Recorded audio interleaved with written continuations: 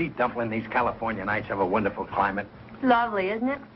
Imagine in New York now it's cold. Yeah. Let's sit down, Peg. All right. You are resting here through the courtesy of Digby Odell, the friendly undertaker. He gets around, doesn't he? If we had more undertakers like Digger, we'd have nicer parks. Mm-hmm. Hey, Peg, look at that moon. Mm. Let's get romantic. And let that movie we saw go to your head. Gee, that was a nice movie. Mm. Just imagine. When the hero started out, he was just an ignorant laborer. And he worked himself up to be a bank millionaire. So true to life. Now, don't get any crazy ideas. It can't happen to you. Why not? I'm just as ignorant as that laborer was when he started. Boy, it'd be great to be rich. Yeah. You know, I wish I had some capital so I could go into business. Now, Riley, you haven't got a business head. You just do your job and forget any ideas about business. I'm only thinking of you and the kids. You know, Babs is going to get married one of these days. And I'd like her to get a high-class type fella. Every girl can't be as lucky as I was, dear. Gee, it's nice of you to say that, Peg. I wonder if Babs will be as lucky as you was. Possible. She knows dozens of nice boys. Nice boys. That's Simon Vanderhopper. Riley, Simon's a nice boy. He's a lazy loafer. He's not a loafer. He works hard every day, and he goes to school at night. 19 years old and still going to school. I was out of school when I was 14. Yeah, but Simon wants to finish. Tell me something, Peg. The truth now. Does my Babs ever have any dates with that Simon? You know I forbid her. Well, you didn't actually forbid her, you Well, know. if it was my daughter, I'd forbid her. Gillis, what are you doing in the park? Gophers are out of season. Very humoresque. Mr. Gillis, what we were discussing was our own private family affairs. Correct. And I apologize for butting in. After all, is it my business if your daughter is in the front room with that Simon? You're right, it ain't your business. Simon? Peg, has my poor innocent Babs got a date with that Simon? Well, yes, they're spending the evening at home. Come on, there's no time to lose. Now, Riley, stop worrying just because you get ideas in your head. I'm not worrying about the ideas in my head. I'm worrying about the ideas in Simon's head. Come on. Have some popcorn? No, thanks.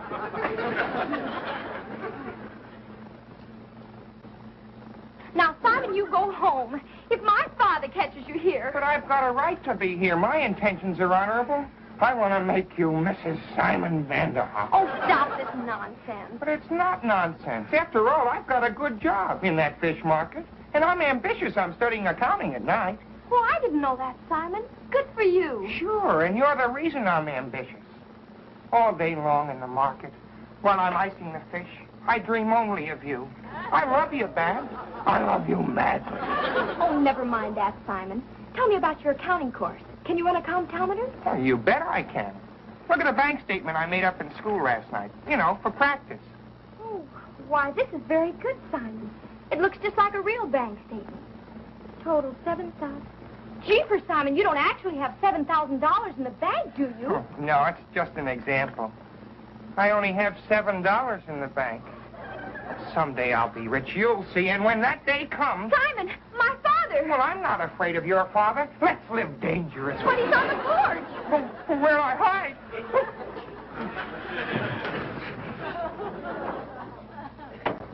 Babs. Hello, Daddy. So, as soon as my back is turned, you disobey me. Where is he? Where's who, Daddy? You know who. That sofa loafer, that's who. Oh, Riley, stop it. You can see for yourself he isn't here. He ain't? Well, excuse me, I apologize. Yes, well, come on, let's get to bed. I'm tired. Good night, Dad. Good night, Mother. It's time you were in bed, too, young lady. Oh, I think I'll stay up and study a while. Okay. But remember what I told you about that Simon Vanderhopper. Good night, honey. Good night, Daddy.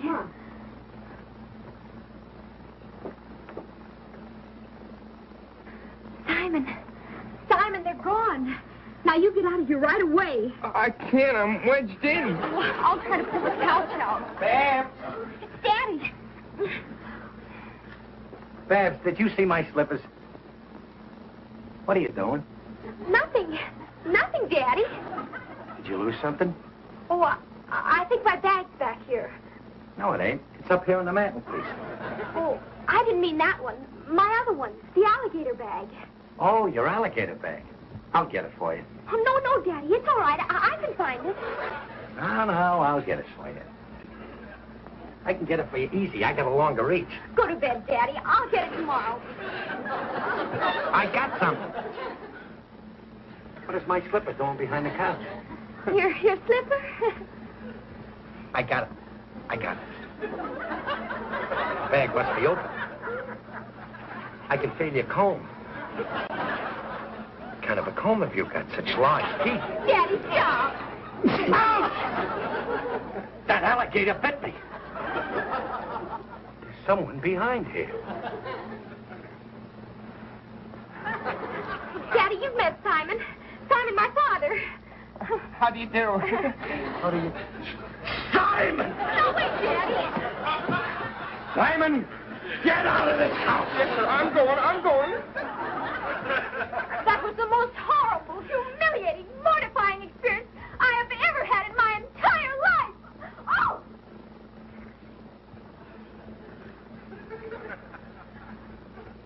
That's the thanks I get for trying to protect the sanctity in my home.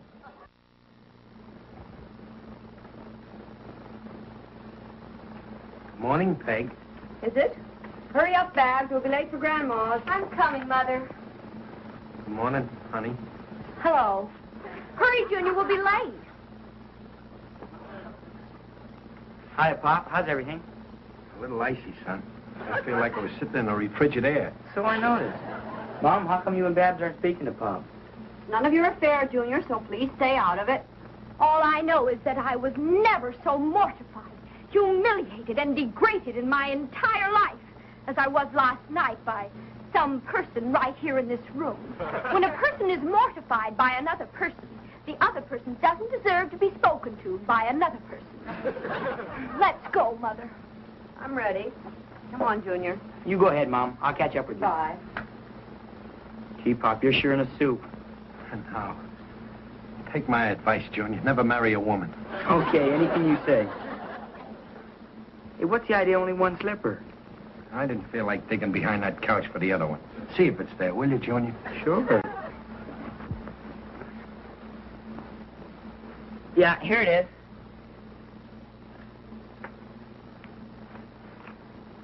Something else back here, too.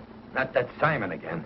Oh, it's a paper. It says how much money you got from the bank. In that case, it can't be mine. No. It's Simon's. Yeah, see? Simon. What is that good for nothing doing with a bank account? Let me see this. Oh, I gotta go, Pop. See ya. That chiseler's got more than 62 cents. $7,000. Wow! Who's got $7,000? Why, what's the matter with you, Gillis? Riley, don't try to hide that bank statement. Who's got $7,000? Why, that sweet, darling boy, Simon Vanderhopper. Very interesting. Let me see it. Valley Bank, Simon Vanderhopper. Wow. Look at these deposits. 500, 350, 900, withdrawn $2. He must be a light eater. Gillis, look at the balance. The balance. $7,000. Where did that jerk get all his cash? It comes as no surprise to me. I always said that sweet, darling boy had brains. He must have some terrific secret job. I wish I knew what it was. I know. Last night, while I was peeking in the window, I heard Simon say something to Babs about the market. The market? The stock market. He's playing the stock market. That's it, all right. That's the way to make real big dough. Boy, won't Peg and Babs be surprised when they hear this. Wait a minute, Riley. For the time being, I think it's better they shouldn't know that this lazy loafer is a financial genius. Yeah. Why? Well, you know women. The minute they find out a man saves up a little capital, right away they try to push him into some kind of business. Well, what's wrong with going into business? Nothing, pal, provided it's a safe investment and the president of the firm knows all about the fiscal fiduciary. You're right. It's hard to make a safe investment. You're right, friend. That's why you're going into business and giving Simon the opportunity to be your partner. The partner that supplies the dough. But wait a minute, Gillis. I can't use Simon's dough. Don't be so ignorant, Riley. How do you suppose millionaires get rich? By using other people's money, that's how. Yeah. But what does Simon get out of this? Experience. And that's worth paying for, ain't it? Yeah. Sure it is. But if Simon supplies the money, what do I supply? Oh, in all partnerships, there's always two things. Assets and liabilities. Yeah, I get it. Simon supplies the assets, and I supply the liabilities. Sure, you're a big man in this outfit. You comfortable? This is an overstuffed chair. Yes, thanks. Maybe you'd feel more at home behind the couch. No, sir. When I got your call, I couldn't understand it. I thought you were mad at me. Me mad at you? Imagine me mad at him. Let bygones be gone. Get to the deal, pal. Get to the deal. Okay. Simon, partner, I hear you've been playing around. Oh, no, Mr. Riley. It's serious. I really love your daughter. I don't mean that. I mean, I hear you've been playing around in the market. Well, no, sir. I don't play around down there. That's hard work. Oh, I bet it is. How did you do yesterday? Oh, same as usual. I cleaned them. Oh, that's great. How much did you clean up? 300 fish. Fish. What did you do with them? I salted them away. Good for you, Simon. That's the way to get ahead. 7,300 is 7,300. Yeah. Good for you, Simon. Oh, thank you, sir, but I'm not really satisfied. I'm only doing this until I can get into something bigger. Oh, now that's the kind of talk that me and Riley like to hear. Simon, we're going to do something for you. Huh? Me and Riley are going to let you be our partner in a new business. Partner? Gee, oh, boy. What about money? I don't have enough. Oh, don't worry. You've got enough. Whatever you got is enough. Oh, by the way, little gift. A new wallet for everybody. Oh. Nice and roomy, too. Just what we need. Well, thank you. But, Mr. Riley, I've only... Now, my boy, let us worry about the money. First, you put up your capital, and we'll put up the brains and the stationery. Oh, well, that's different. Yes, sir. Me and Riley have had our eye on a new business for a long time now. An antique shop downtown. Antique shop? Yeah, of course. When we take over, we're getting rid of all them old chairs and tables. And we're going to put in a new line of chromium furniture. It'll be a modern antique shop. Well, that sounds like a very novel idea. When do we start? Oh, we got to act right away. Someone else is liable to snap it up. Well, I'll go right away and get my money. Swell. And Simon, darling, when you come back, it'll be Riley, Gillis, and Vanderhopper in business. Yes, sir. Gillis, Riley, and Vanderhopper. Gee, Vanderhopper, Riley, and Gillis. Yeah. And this is only the beginning. We're starting small, but someday we'll be known from coast to coast. We'll be an institution. Imagine. Here we are in this room today, and tomorrow we'll be in an institution. Well, goodbye, partner, and Goodbye, partner. Goodbye, partner. So long, partner. Gee, what a wonderful kid. I always loved that, Simon. Yeah. Now sit down here and write a letter that I'm going to dictate. Write a letter to who? Stevenson, the big boss at the plant. But I don't owe him a letter. He never writes me. You don't get it, Riley. This is a letter of resignation from your job. You're going into business for yourself. Yeah. Boy, will I tell that skinflint off. What'll I say? Let me see. Dear slave driver. Oh, dear. Boy, I'd like to see his face. Oh, there you are. Where'd you disappear to? I had to go out and mail a letter. Hey, Peg, how come you're talking to me? Well, I can't spend the rest of my life not talking to you, dear. Gee, that's swell. I was worried. What'd you have to mail a letter now for? Couldn't I wait till after lunch? Not this letter. This was an important letter. I didn't want to tell you before, Peg, but something happened this morning. What do you mean? What happened? Well, remember I always told you that someday Mr. Stevens would find out the kind of ability I really got? Riley, you got fired. No, I resigned. That was the letter I mailed. You what? I resigned. And not only that, but I told that Stevenson what I thought of him. You must be out of your mind. What in the world possessed you to do that? Well, Peg, remember I always said I'd like to go into business for myself? Business? How can you go in business? That takes capital. I got it. $7,000. 7,000? How could you get 7,000? From my partner. What partner? The nicest partner a man ever had. Who? Simon Vanderhopper. Simon, that nincompoop? No, wait a minute, Peg. You're speaking about the nicest nincompoop that I ever... Riley, you better get to bed. You're sick, dear. Oh, please, Peg, it's all set. Here, look. I found this. It's a bank statement. Simon, he's got $7,000 in the bank. He's going to take that money, and we're all going into business. Gillis, me, and Simon.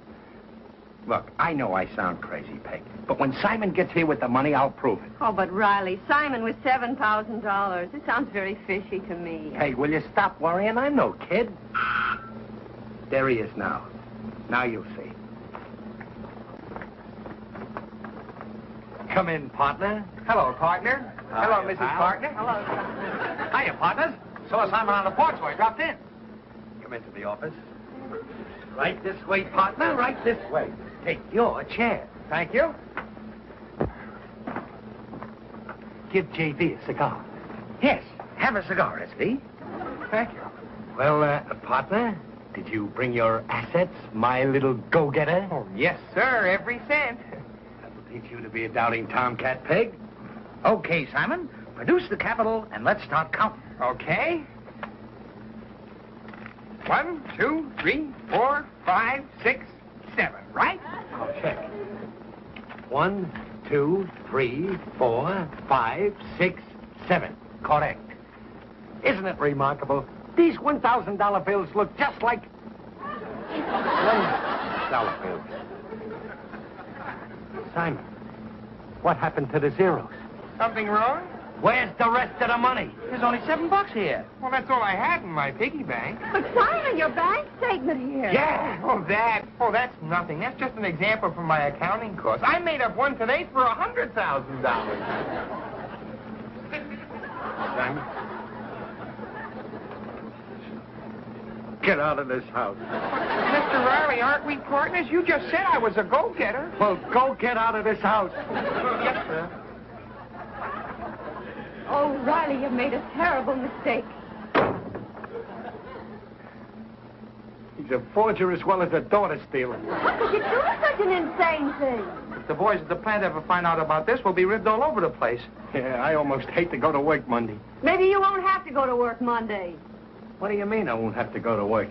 Didn't you write a letter of resignation? Oh, yeah. Gee, what a relief.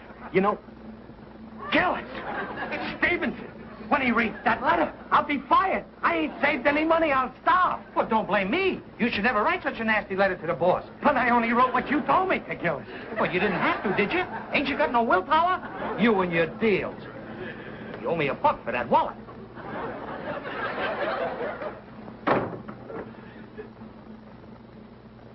What a revolting development this is. Riley, you've got to stop mooning around the house. Now, it's Monday morning. You should be at work. Here's your lunchbox. Peg, I don't think I can go to work. That Stevenson's probably reading my letter right now. And when he reads that I resigned, he'll fire me. Why did I ever have to call him a weasel? Now, listen, you're going to march right into Mr. Stevenson's office and apologize. I will not apologize to that weasel. Never. Oh, Daddy, how do you get into these jams? How do I get into these jams? This is all your fault, young lady. If you hadn't have brung that Simon in here, I wouldn't be in the jam I'm in now. Now, listen, you stop picking on her. You know very well this whole thing is your fault. That's right, Peg. Take her side. You're always taking her side. But I deserve some consideration, too. After all, Peg, I was here before she was. Oh, darling, now stop this kind of talk. Come on. It's not that I blame Babs. It's just that... Well, it's that Simon.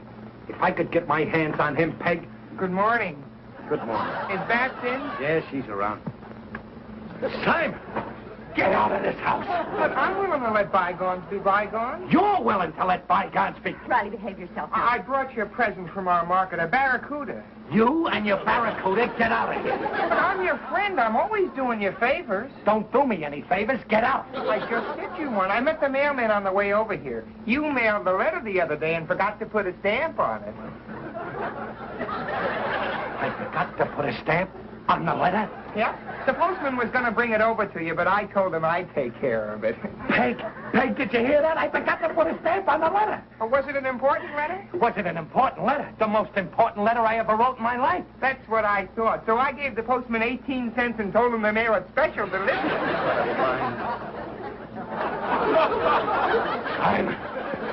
Get out of this house! Poor Poppy never gets a break, and he deserves it. Probably wandering around trying to get up enough courage to come home. Now, you be especially nice to him when he gets here. Sure, Mom. Peg Jr.! But, Daddy! Get me out! Hysterical! Peg, it happened. I know, dear. How could you know? It's a miracle, I tell you. I ain't fired. Oh, Riley! I knew if you'd apologize to Steve. Apologize to that weasel? Never. You didn't? Well, then how? Didn't he get the letter? Sure he got it. What happened? I tell you, it's a miracle. Just as I got there, he was opening my letter. And then, Yes. well, he looks at the letter. Yes. Then he puts on his glasses and he looks at Yes. it. Then he turns it upside down and looks at it. He can't read my writing. No, Peg, and finally he gets so mad that he takes the letter, throws it into the waste paper basket and says, that letter must have been written by an illiterate moron. Ain't I the lucky one?